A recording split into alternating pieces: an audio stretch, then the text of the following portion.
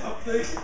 That in some sense, possibly even just a symbolic sense, he is still well not saved nor Oh my gosh, man. It hasn't been Nargothrond hasn't been a complete loss. Wait a sec. Of course he does typing? fail.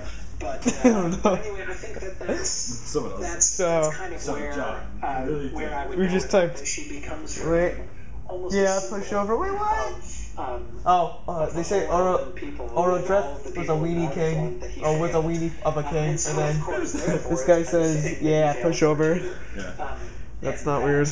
You know, what he has Guys are left nerds. is Macbeth. a barrow, is a funeral mound. So, it's like, no, I will interrupt everything to take quotes from Antigone. Jack, you've been very patient here. so if our audience doesn't know, we are kind of making ridiculous comparisons to Tolkien's works and what these people are saying to other works that are also commonly known, such as Antigone and works of Shakespeare. Everything's going quite well. It's very interesting. Whoa! So this guy said Orodreth was a crap king. Very Good point. interesting. LOL. It's true. Yes. It's true. No, they're a great couple, except for I'm just type yes. except for that Affirmative. one, niggling point. Too bad they're. What I don't know what this means. Too bad they weren't Egyptian royalty. Yes. Is a sense in which Okay. the evil plan. This is called shaky camera. Shaky camera-ness. First introduced in the early 60s. Yes, it's true. The final Most emphasized by the director J.J. Abrams. Turin's tragic story. Most commonly used in his Star Trek picture, in which he actually was successfully able to artificially replicate those vibrations It's not just with a little device that was hooked up to a computer. But the outcome is not just tragic. I mean, I think that Jack is exactly right. Their relationship. Wait, the brother and sister would have been an is a good asset. thing, and I have a it's question. like, does it bring Who did harm? Adam and You Eve friend, kids? your Oh, who did Adam and Eve's and kids sure, marry? stuff goes bad. Oh yeah, that's right. That's right. I think Yeah, right. Oh my God! Wait. some of the triumphs You're right. of- Oh boy. I'm gonna type yeah. Look at one Yeah. of my favorite. Okay. So you're gonna get a kick out of that. Is I'm the cousin you can sleep with and tell your mom about it. this is Leonard's response. Beware. That's from GTA. Beware, I am ever right on the grave. Gives Put that his there. last speech. John, you sound so creepy. I'm sorry. This is gonna be so bad. I know, I'm gonna stop You it. sound like a creep. I think this is really great. I wish to make a connection between that and Antigone. Oh my goodness. I like do like a weird. So two YouTube videos in one day. What the heck? Okay. Oh wait, the formation of humanity rests in incest. They're at Darn illustrated edition. Yeah. Someone just said yeah. Warren, we meet again near the end. I give thee joy that thou hast found thy brother at last.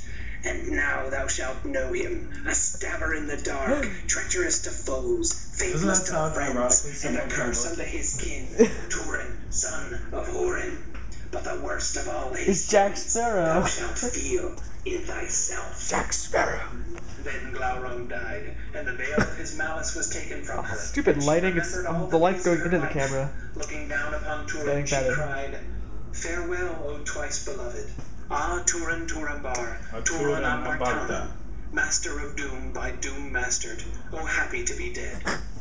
Then Brandir, Happy who to had be heard dead. all, standing stricken upon the edge of Death ruin, is hastened just to a little look. time. I love how we left the Return of the King right after Gandalf gave his comfort speech. No, actually, no, he left after the Battle of the Pelennor Fields. Yeah. But anyway, that was intense. I love Gandalf's talk of Well, like, death. just listen. This sounds so hilarious. This is like similar to Pat. One of the things I'm just hearing it now. I'm like, whoa, guys wait, in the that sounds text too have similar been to that bringing up, passage. have been bringing up Oedipus, which of course, as we've been talking a lot about tragedy tonight, and Oedipus, of course, John was as mentioning Jason about is reminding us, Oedipus. Jason being our local. I said that. Forget that I had came up with that Oedipus is the classic tragedy. Is You forget Aristotle's that perfect I was- example of tragedy. And I think certainly when we have this moment again, to use the Greek term, this moment of anagnorisis, when He's gonna call the it Kanye. revelation happens, and Get ready. I'm not and doing so. Leonor Or his powers. finally now realizes that she has been Oh, it's so late. involved in incest with her brother. I think that it's really difficult. Yeah, yeah. Everybody's probably listening to this on the Similar radio. moment that happens near What? the end of Oedipus. My dad, right? And here I'm thinking Oedipus would have never had this problem if he wasn't into cougars. What? Who realizes My mom never ages. that she's been sleeping with her son. She realizes it quite a bit before Oedipus does, or before Oedipus really comes I'm not gonna say that. himself. That he really What knows what's about going on. Antigone, guys? But I think that there's a really big contrast. His mom between never the two. ages. Cool. Jocasta runs away. She runs away from the truth. She runs away from the revelation. Before the final revelation happens, the guy has Now I have the tale of Captain Jack Sparrow stuck in my head. Oh my god, this is gonna be the worst YouTube video ever. We're just like literally waving a camera around. Stop listening. Can we seriously upload this? Yeah. And I really we're want to. told, though this happens off stage, that she I should bleep that with my runs into voice. her room screaming. I want to be a No one citizen. can understand my most Both of them excellent go off and voice. commit suicide. But again, I think that Oh, I camera's think that hot. it is something that is Beware the curse of Oedipus. very important, I think, in That's the not a good difference email. Alright, in their I'll stop it. reactions. He said his mom never ages. Cool. Oh, wait. That's not Silmarillion that though. her Oh, it's husband is Oedipus. her brother. I hope they Instead get the of, reference. screaming and clawing her face and pulling out her hair and just like running off in blind horror to hang herself. Instead, Oedipus? she has this Oedipus. and in fact, Oedipus. Blind horror. which I think is the Gandalf. sentence in these Gandalf. The taking the hobbits to Isengard? Like if he calls him, like he hears me saying, "Oh yeah, it's just a bunch of freaking incest." We should call this the Tolkien nerd unwrapped, born after Revealed. revealed. she He's one heck of a crazy guy. she has her Look what he spends his Wednesdays nights doing. Tolkienisms. Yeah, It's actually we should upload 2 videos in one day. easily. Yeah. Perfect. Beware the fans. And then we should like upload for like another week. Agreed. Oh, that was gross. I know. She has Whatever. met and known. Tolkien nerds. It's documented. And And then someone said ha ha ha, and then now she freaks finds out. that they're the same person, and instead Whoa. of His having mom never the ages. Cool. Ha ha ha. And then she freaks out. recognizes the horror of it. She does in the end run distraught Gotcha. with horror and anguish. It's not that she's not She's right, upset it's by more this, like but there is throw it that out in there that again. first sentence, farewell, O twice beloved. There is this sense of I'm just running over Romeo again. love triumphing. That Seriously. this doesn't actually change anything completely. This doesn't make the relationship between What do you them wait? just What do you do with a purely drunken horrible. She Gulgarung recognizes early in the morning? that you are now twice my beloved, and she recognizes You put the No, somebody else did. the I can't pronounce the freaking complex words. Gulgarung. UNG. Anyway, I think that it's actually. Wait a sec, Galgar. It's actually Gulgar. He's calling us GA. Oh, so GL. Wait, put me. Don't my hands up, but I do. Just write that. What? Just write, I do. I do. How do I? Yeah, just like another comment. Talk. Hey, hello, can you hear me? Good. Yeah, good. I just wanted to add in a brief connection to Antigone. I realized in the chat that there was some discussion, the x equals y factor, and I don't mean to suggest that at all. But when I heard you talking about Oedipus, I really remember going back to my old school days talking about Antigone and how she approached the whole execution sequence according to Sophocles. And when we have her death, it's basically in the act of basically doing something loyal to her king. And while that's not really the case here, I think the same nobility and the same pedigree also could be compared. I'm not saying that Tolkien was inspired from this. His love was more so to Norse mythology. That's definitely plain. But on the other hand, we have to recognize that the whole mood, as you were saying, is sort of different.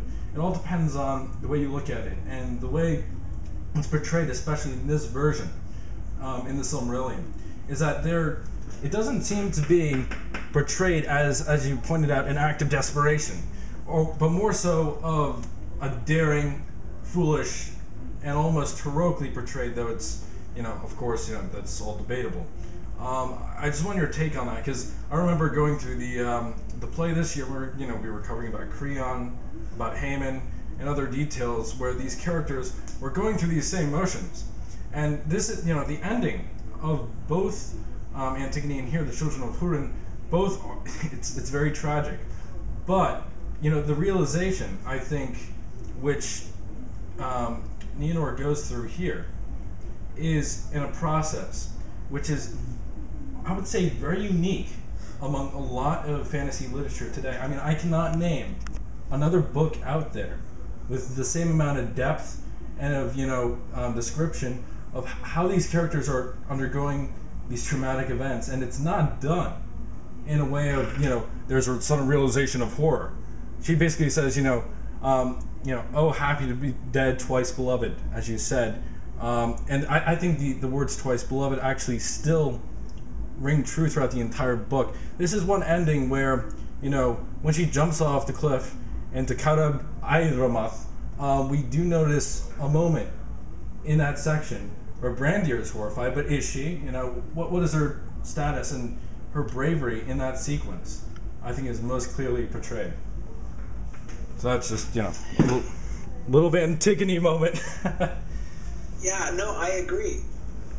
And I think that that's that's a really interesting connection.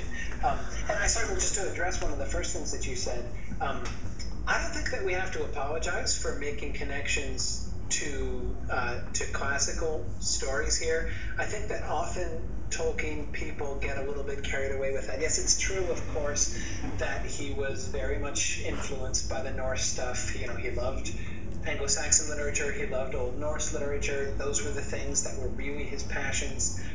And of course, the Turin story is based explicitly, very explicitly, on the Finnish story, on the character of Kullervo from the Kalevala. Yeah, all of that is true.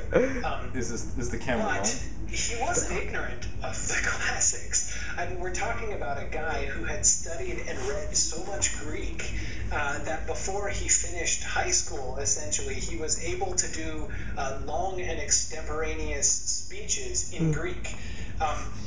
He had read, all of the major Latin and Greek authors before he even went to Oxford and read classics for 2 years before shifting over to English. So Tolkien certainly knew all of these classical texts. He would have known Sophocles, he would have known Homer. I guess sometimes you sort of see people will, like, if they want to make a connection to to Homer, for instance, instead of to Beowulf or to the Eddas or something like that. I seem to feel like they have to apologize for that or something. I don't think that that's the case at all. But I think that there is definitely there are definitely some similarities here, and I can't imagine that we're not supposed to be thinking of Sophocles at least a bit here. I don't want to comment too much on Antigone, mostly because it's been so many years since I read Antigone. I'm pretty rusty on my Antigone. Anybody else who's read it more recently than I who would like to comment on that? Can I jump back in? I would definitely like to think about that more myself, but I don't feel like I have too much to offer on that point at this time. Yes, I teach Oedipus all the time. In one of my classes, I teach Oedipus the King at least once a year. But I've been around Antigone for a long time. But I'm certainly open to that connection. I think it sounds very plausible. Certainly, her character is certainly in a similar kind of position. Any other Nienor thoughts? What do you make of her just by way of strong female character? She is a strong female character, as I pointed out last Someone time. typed Homer? We get a direct parallel to Aegon. Okay, they're ready to kill me now. That'll be the evil Tolkien squad against me. Okay, let's end the video at that. Okay, Yeah. bye. So long, YouTube. So long, YouTube.